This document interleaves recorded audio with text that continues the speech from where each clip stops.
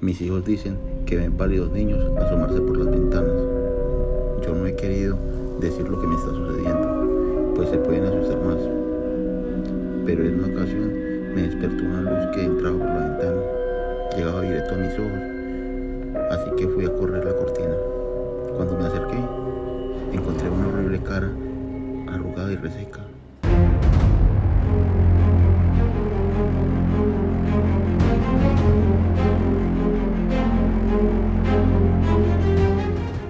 Cinco historias cortas, de terror.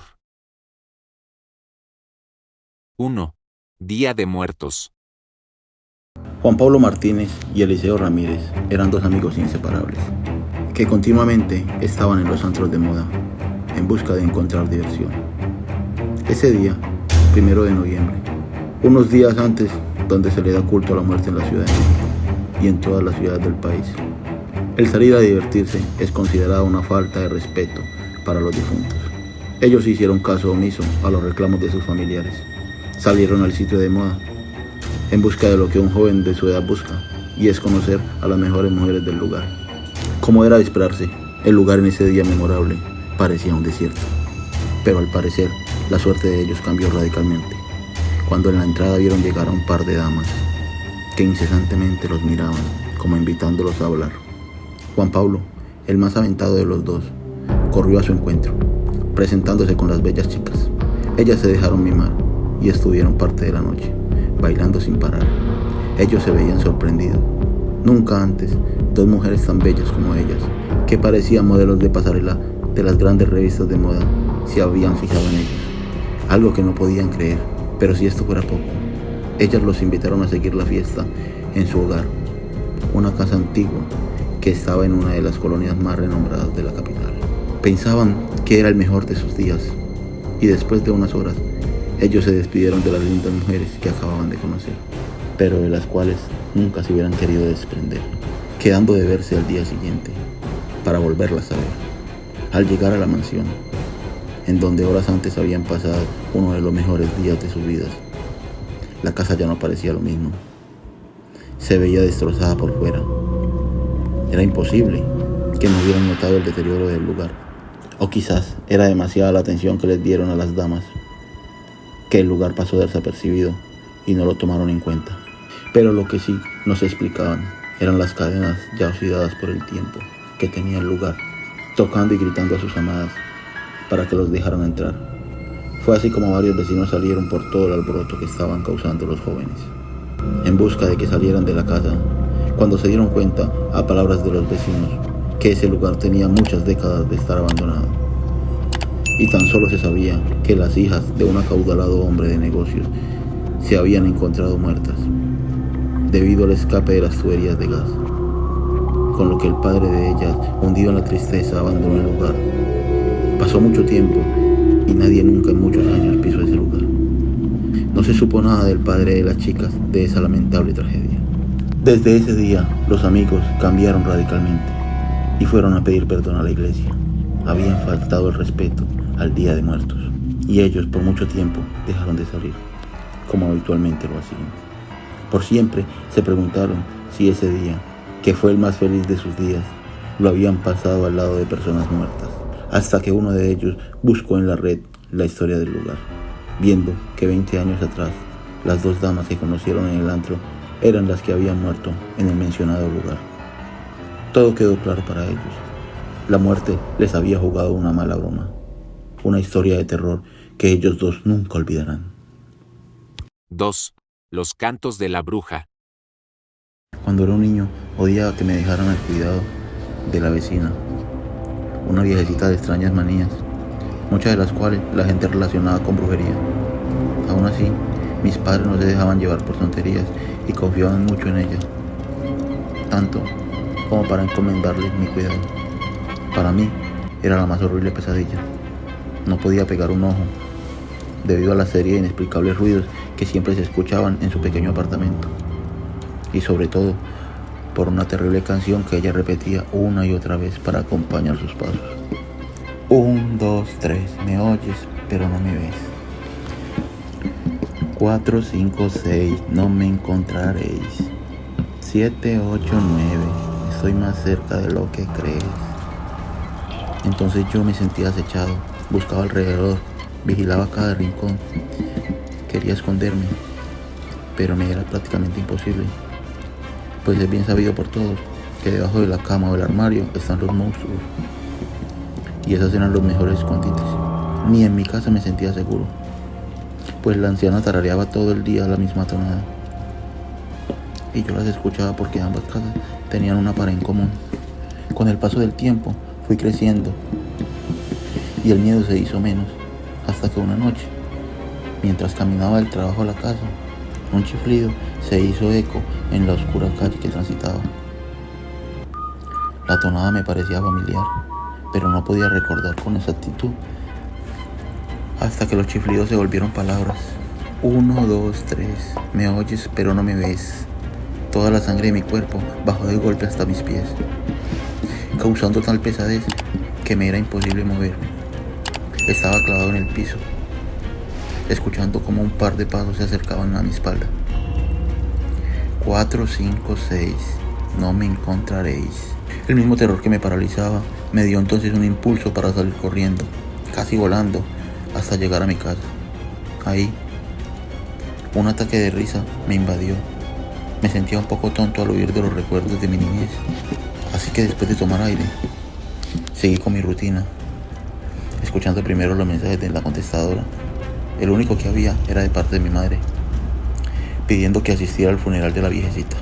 En ese momento no pude detener los escalofríos que subían electrizando a la vez todo mi cuerpo y erizando los pelos al escuchar nuevamente: 7, 8, 9, estoy más cerca de lo que crees. 3. El último adiós del abuelo.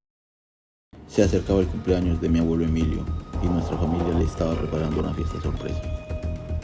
Solo faltaban un par de detalles en lo que se necesitaba la colaboración de mi abuela. Sin embargo, no pudimos encontrarla cuando la llamamos, por lo que decidimos dejarle un mensaje en la contestadora.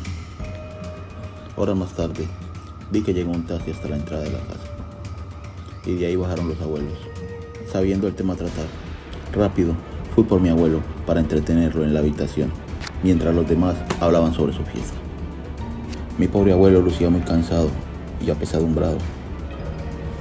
Hacía esfuerzos para sonreír ante todas las gracias que le hacía, pero no pronunciaba ni una sola palabra. Cansado un rato, me di cuenta del semblante tan triste que mi abuelo tenía. Hasta parecía que las lágrimas estaban atrapadas en sus ojos. Quise abrazarlo para consolarlo. Sin embargo, el hombre levantó su bastón, apuntándolo hacia mí para que no me acercara más. Era una actitud muy extraña. El abuelo jamás se había negado a un abrazo, por lo que comencé a interrogarlo. Pero por lo mucho que preguntara, pocas fueron las respuestas que obtenía.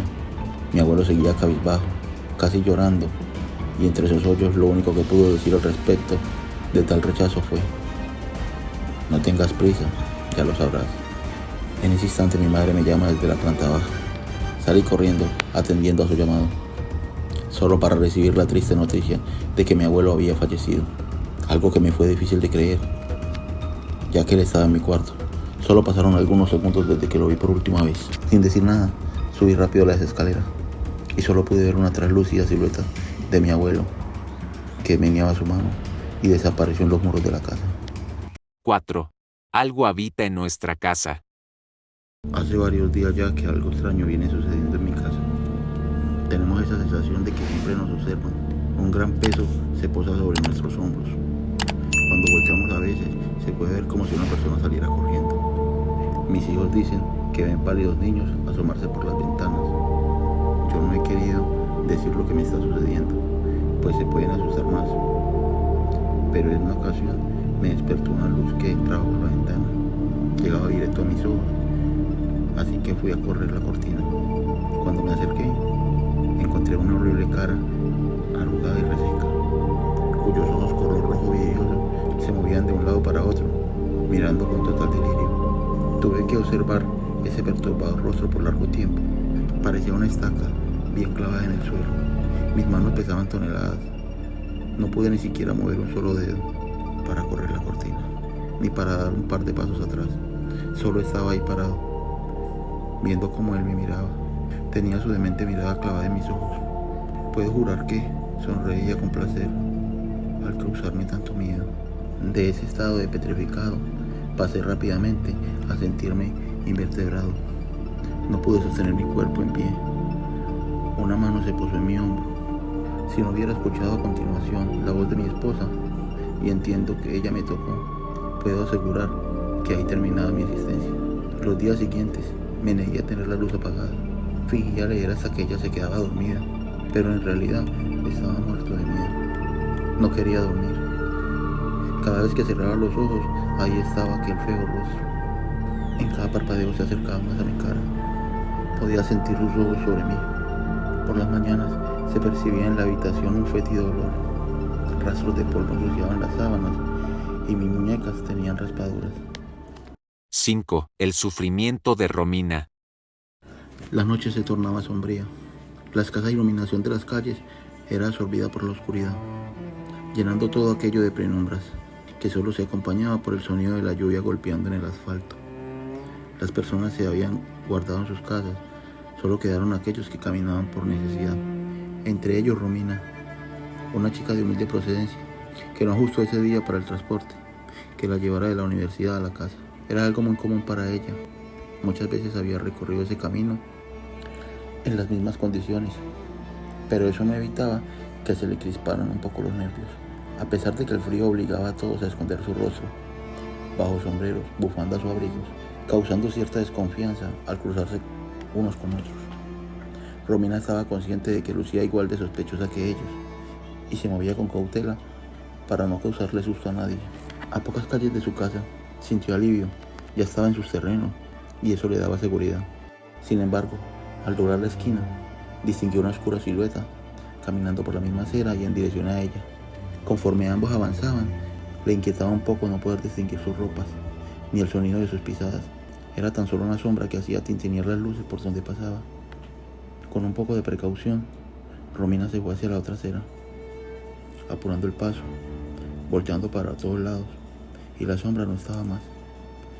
No estaba más en la lejanía, se había posado frente a ella, sujetándola fuerte del cuello, robándole la vida y arrastrándola a lo más profundo del sufrimiento eterno. Al mismo tiempo, Cristina, su amiga de toda la vida, estaba sentada en medio de un pentagrama dibujado con sangre. Le pedía al maligno que se llevara a Romina y la mantuviera cautiva en el infierno, pues sentía mucha envidia de ella y no quería verla más en este mundo. Los días pasaron. Romina seguía desaparecida ante la consternación de todos sus allegados, excepto de Cristina, que ocultaba su sonrisa, pues estaba contenta de que sus ruegos fueron escuchados.